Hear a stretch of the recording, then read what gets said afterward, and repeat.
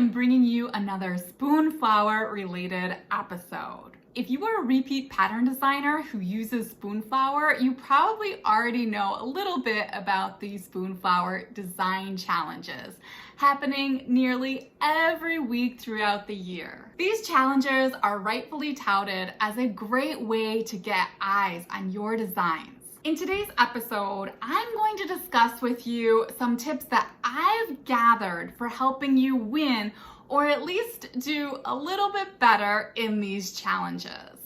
Full disclaimer, I have not won a Spoonflower Design Challenge yet. So most of these tips are tips that I gathered from other designers. But there are some things that I've learned along the way as I have improved my rankings since I started with surface pattern design just a little over a year ago. For me, admittedly, sometimes I know my design isn't a winner, but I just really like it. And so one of the things that you might notice is most of the winners are what we would call hero designs. They're a little bit more flashy. And sometimes I just take the theme and I'm inspired to create a pattern that's a little less flashy, but I think might actually be marketable, or I just like it. So I'm not always concerned with winning when I enter a challenge. I just sometimes like participating in the challenge, and they definitely help me to keep consistent with designs, give me a new idea, and engage with fellow designers. So entering a design challenge isn't always about winning, but this video is. And by the way, if you want to know how to enter a Spoonflower Design Challenge, you can watch my tutorial here. If you've been watching for a while, you'll likely notice that this is not my regular home. So if you're a subscriber or a follower, stick around to the end and I'll tell you where I recently moved to. Okay, getting into the tips. This first tip comes from Mel Armstrong from one of her Skillshare classes. She recommends when you are designing for a challenge, set up your repeat pattern the size the challenge is going to be displayed at, which is usually, but not always, a fat quarter. Make sure to check the instructions for each challenge. Now, I thought this was a great tip because while I have talked about before you want to scale your pattern so that it shows well on the screen, I never thought before I watched her Skillshare class about setting up my repeat the same size as the challenge. And sometimes what will happen is that you'll struggle a bit to feature the best aspects of your challenge. I actually took this tip recently and I ranked the best that I've ever ranked on a challenge. Tip number 2 comes from Yogi Yarntail. And this tip is to study past challenge winners. I have learned so much myself from going over and studying past winners.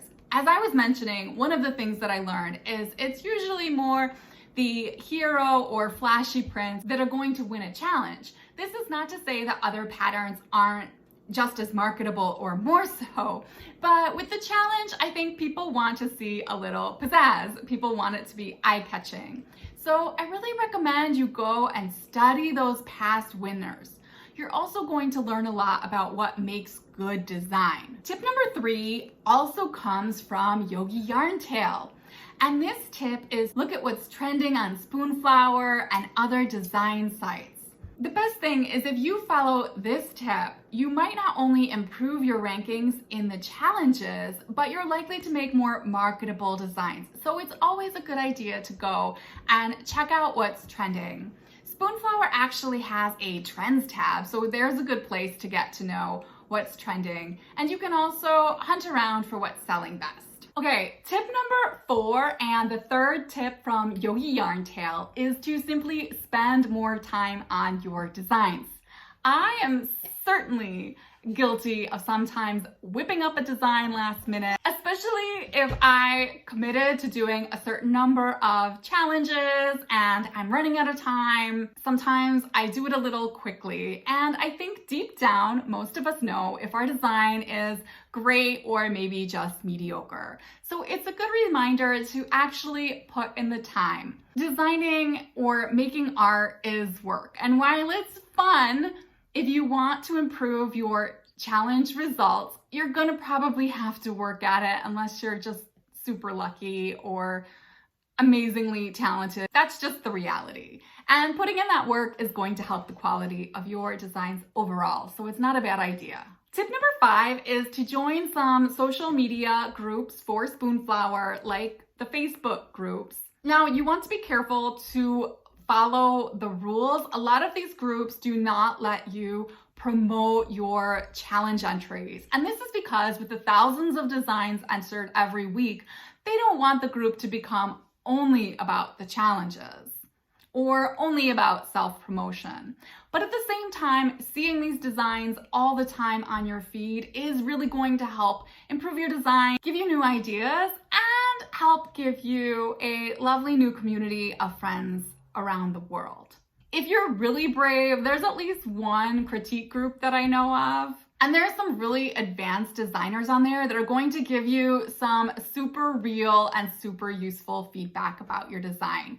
So if you have some thick skin and you actually want to improve, I recommend joining and participating in the critiques. For me, I admit, even sometimes just lurking, you can really learn a lot from looking at other designs and reading the feedback on other people's designs. Tip 6 is from Anna Aho. So sorry if I'm mispronouncing your name. And that is to commit and be consistent in your design challenge entries.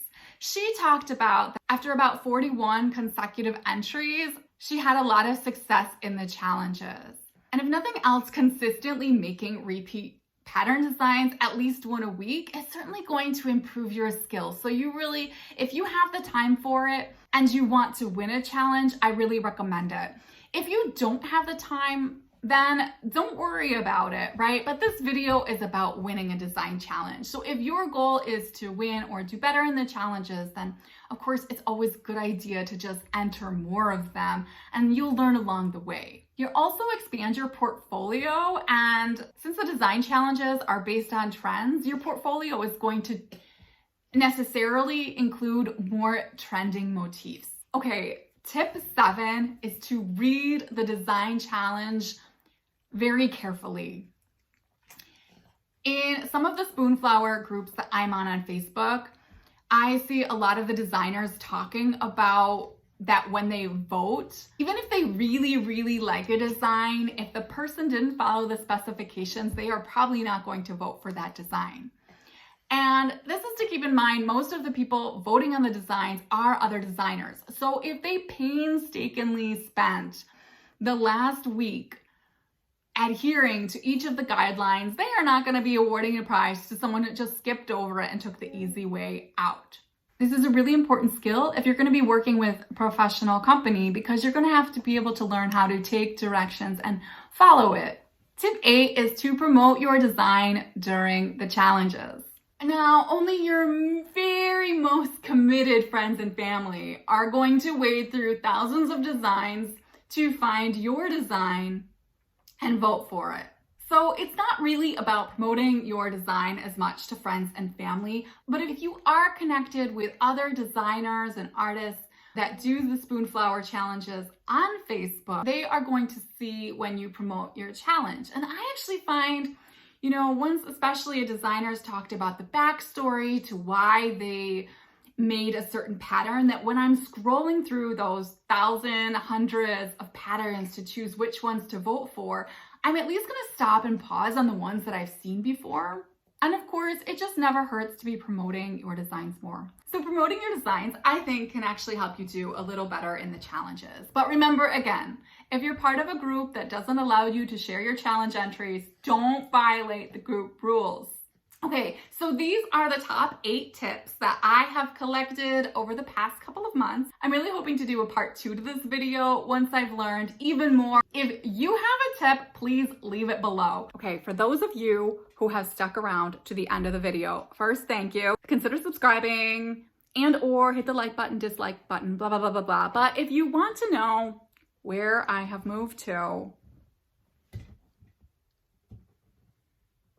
I don't know if you can see, that is definitely not San Diego, California. Oh no. I am in a lovely Airbnb here in Buffalo, New York, home to my favorite sports team, chicken wings, Niagara Falls, and international border, and some pretty daunting weather. Okay, I am not here for the weather. I am not a snow person, but I grew up nearish here, so I know about these things. So as I said, this is an Airbnb. This is not my decor, and at the moment I am only going to be here for a few months, and actually in a week or so I'm heading back to LA for a while.